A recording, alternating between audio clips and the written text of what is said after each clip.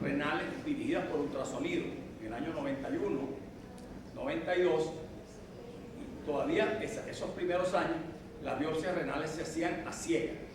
Estaban el paciente de cúbito lateral, calculaban dónde estaba el riñón y ahí metían la aguja de y hacían el disparo.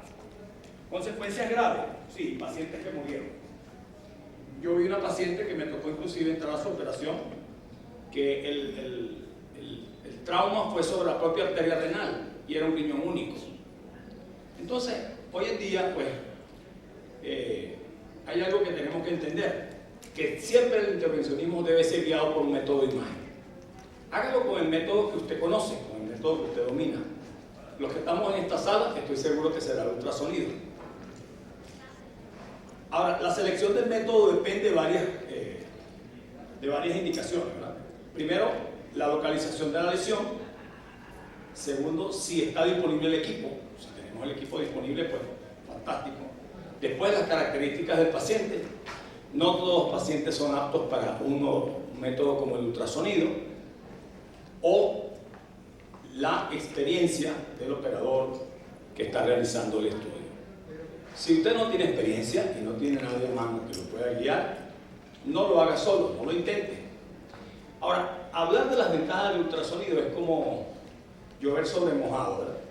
Porque es más barato, porque es más ampliamente disponible en todos los servicios de imágenes de casi todos los hospitales del mundo, aún en hospitales muy económicos. Gracias. Muchas gracias. Entonces, después tenemos una cosa muy importante: no irradia al paciente, no lo irradia. Hay un comentario que no les hice en la charla anterior sobre la cuestión del monitoreo. En las unidades de terapia intensiva, habitualmente a los pacientes le hacen una radiografía diaria. Una radiografía diaria que no muestra casi nada. Cuando usted ve la cantidad de radiación que tiene un paciente que pasa 2 meses en una unidad de terapia intensiva, le han hecho 120 radiografías. Porque hay que ver cómo está el pulmón, hay que ver si salió del pulmón de shock, hay que ver eso. Diario pasan al paciente y le hacen su plan, para no ver casi nada. Cuando nosotros por ultrasonido, como yo les mostré, lo podíamos ver.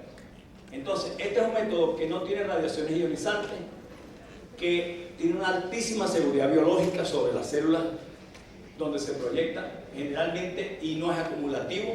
El calor que se produce aún sobre las estructuras fetales no son acumulativas. Cuando pasan un rato, este calor se disipa. Lo que es importante cuando nosotros vamos a hacer procedimientos que son de larga duración. Además, lo hacemos en tiempo real. En la tomografía, el técnico toma la placa, ve la proyección, calcula a cuántos centímetros está y mete la aguja ciega.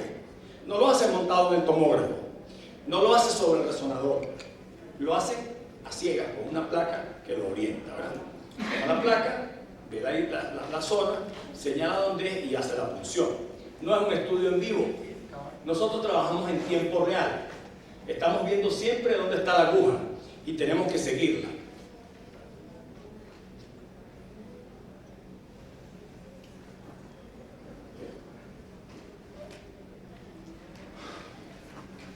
Además, los equipos de ultrasonido, aunque sean grandes, se pueden trasladar. Si son portátiles es mucho más fácil.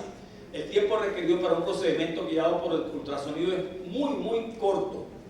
Muchísimo más corto que un procedimiento realizado por tomografía u otras técnicas. Es muy versátil. Puedes seleccionar varias vías. Es una zona de acceso y puedes localizar otra. Puedes cambiar la orientación del sitio por donde vas a introducir la aguja. Y cuando uno tiene experiencia, a veces modifica la propia técnica que aprendió. ¿Pero tiene limitaciones? Sí. Sabemos que por características físicas la señal ecográfica se va atenuando a medida que pasa la profundidad.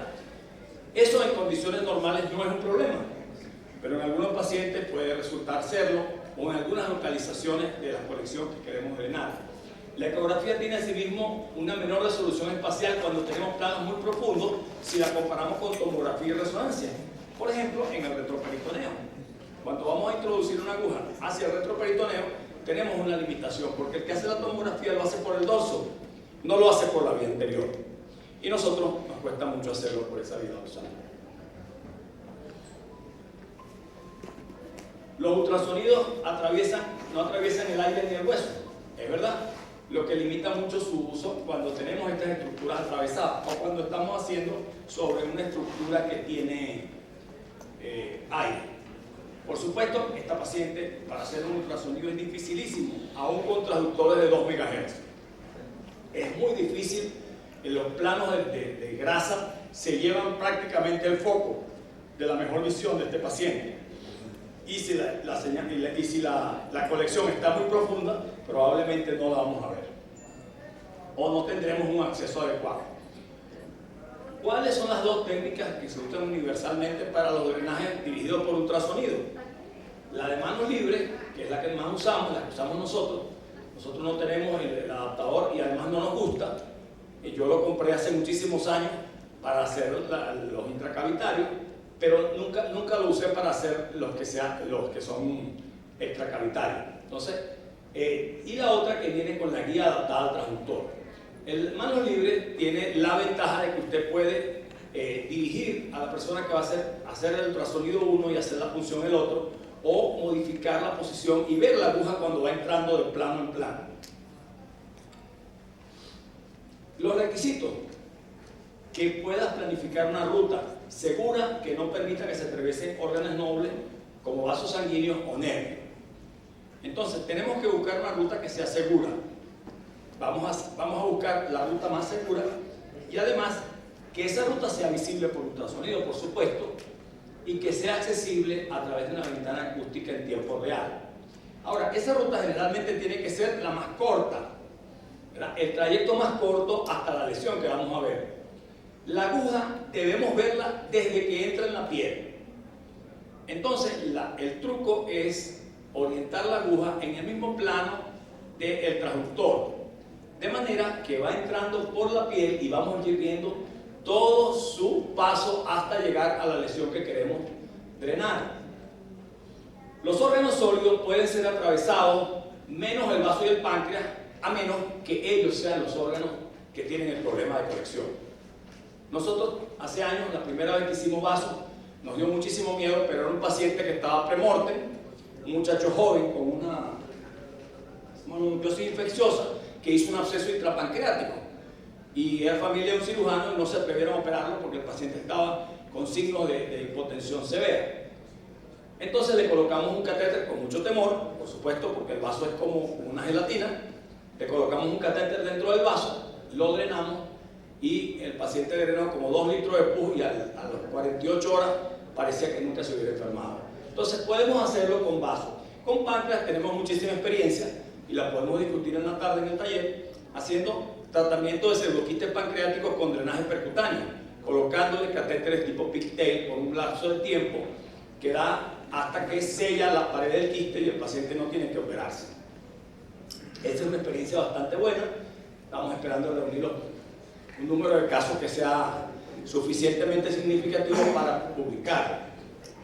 El aparato digestivo se puede atravesar desde el estómago y el intestino con aguja. O sea, todo el aparato digestivo podemos atravesarlo con una aguja sin ningún peligro. Estamos hablando de agujas de poco diámetro, ¿verdad? No estamos hablando de tucul. Estamos hablando de agujas de poco diámetro, ¿verdad? Generalmente agujas 18, 16, en algunos casos 16 hasta 14. No hay ningún problema con el aparato digestivo, pero sí lo hay cuando colocamos catéteres. Entonces, si vamos a colocar un catéter, no lo hacemos a través del intestino delgado, no lo hacemos a través del colon, lo podemos hacer a través del estómago. Por ejemplo, con los pseudoquistes pancreáticos, que no hay problema porque cuando pasamos la guía, pasamos a través del estómago, buscamos la zona menos problemática, menos sensible, pasamos la guía y pasamos el catéter y drenamos el pseudoquiste. Ahora, no lo hacemos a través del intestino delgado. Si la estructura que está atravesada es el intestino delgado y vamos a colocar un catéter de un absceso, no lo hacemos. Hacemos la punción con la aguja, sacamos el pus, lavamos y retiramos la aguja. Pero no dejamos el catéter allí. Debemos evitar a toda costa la vejiga y las vías urinarias. En lo posible evitar. Si vamos a hacer una punción retropúbica, pues debemos tener en cuenta que el paciente debería tener la vejiga vacía.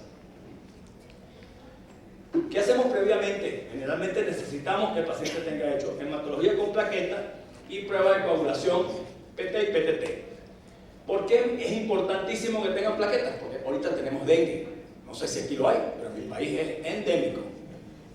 Entonces, y todas las demás nuevas, renacidas endemias que nos ha traído la civilización en los países subdesarrollados, Zika y chikungunya. Entonces tenemos que tener plaquetas, ¿verdad? Si las plaquetas están por encima de 50.000, usted puede hacer la punción sin ningún riesgo. Si está por debajo de 50.000, piénselo un poco. Piénselo un poco. Las pruebas de coagulación PT y PTT que deberían estar dentro del rango normal. ¿Qué hacemos?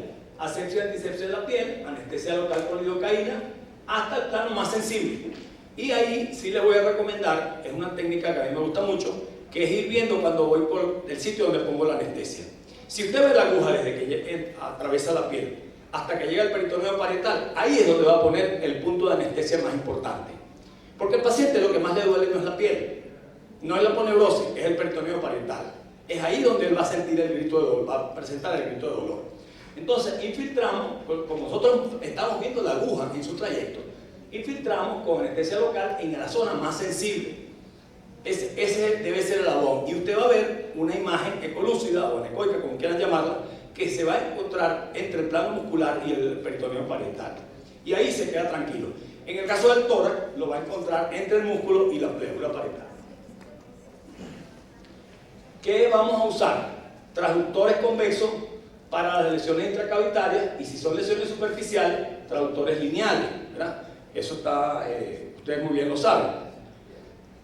Entonces, la aguja se introduce en el plano paralelo al transductor. Si yo introduzco la aguja en este plano, desde cierta distancia para llegar a esta zona, yo voy a ir viendo la aguja en todo su camino.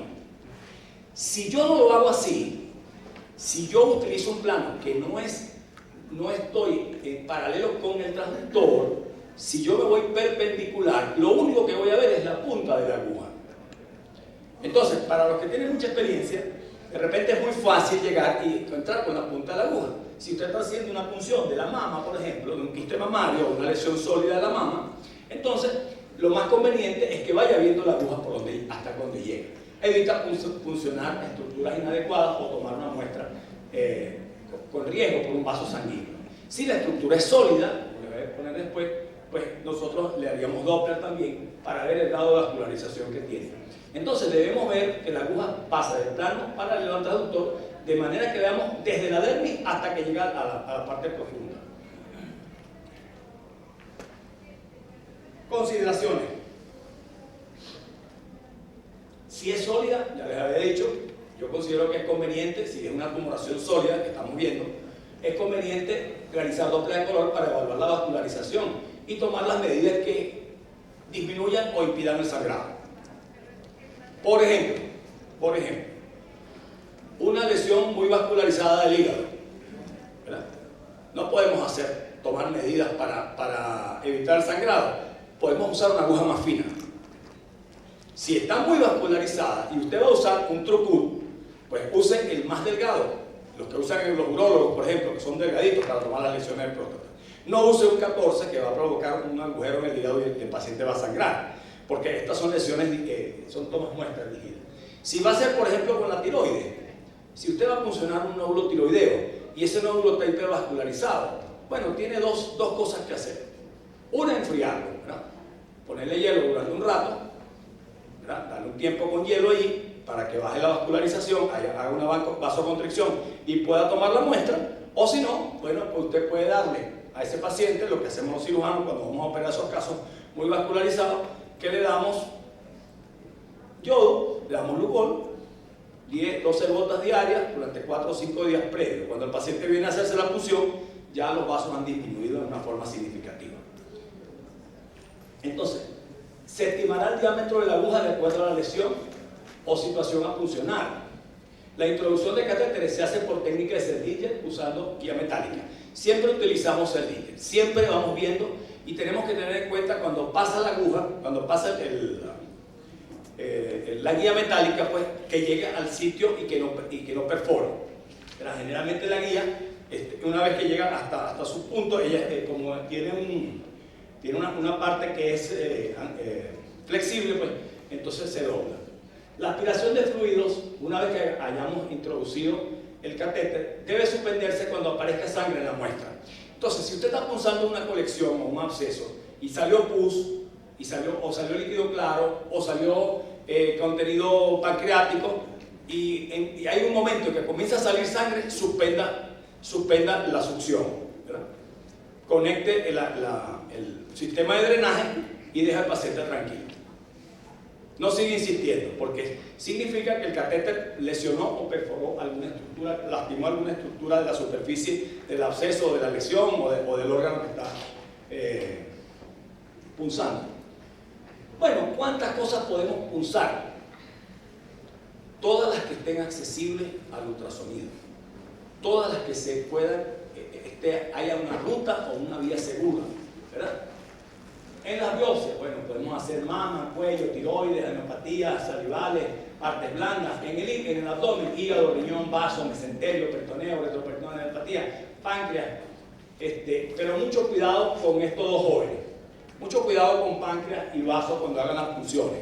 El páncreas sangra muchísimo, entonces si van a punzar páncreas, no usen trucut, usen aguja fina, no usen trucut en páncreas, tengan mucho cuidado. Es un órgano altamente vascularizado, sangra mucho y a veces estos pacientes terminan haciendo fístulas pancreáticas.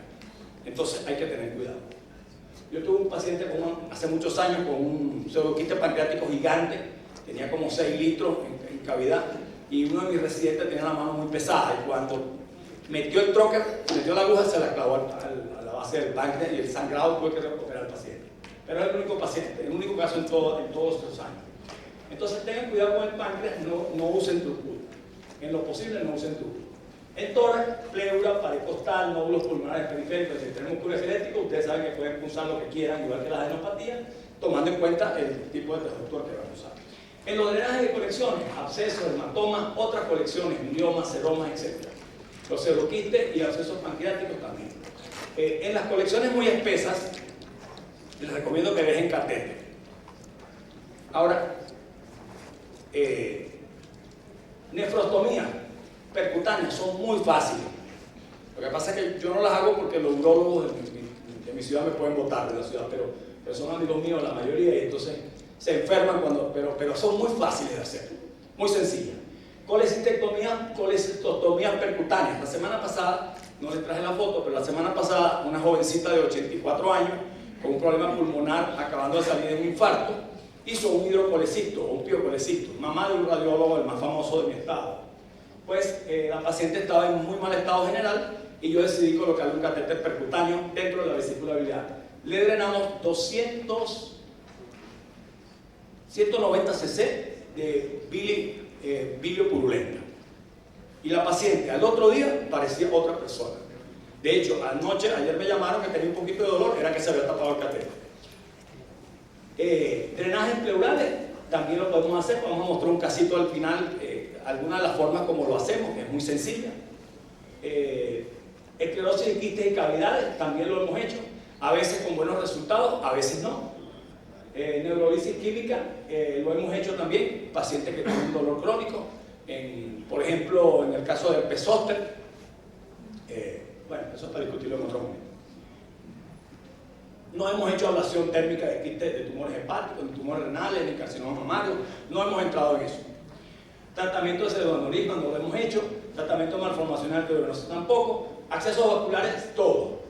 Guiado por ultrasonido cuando sea necesario o cuando tenga el equipo a mano, cuando sea inseguro. Anestesia troncular no la hemos hecho, pero es muy sencilla. Y tratamiento de problemas musculoesqueléticos también lo hemos hecho. También hemos hecho intervencionismo en pacientes, por ejemplo, en dolor postoperatorio crónico, en trastornos respiratorios por herpes zóster, por ejemplo, por otras eventualidades, en pacientes que un dolor inexplicable, hemos localizado el nervio y lo hemos infiltrado. Otras muchísimas cosas que se pueden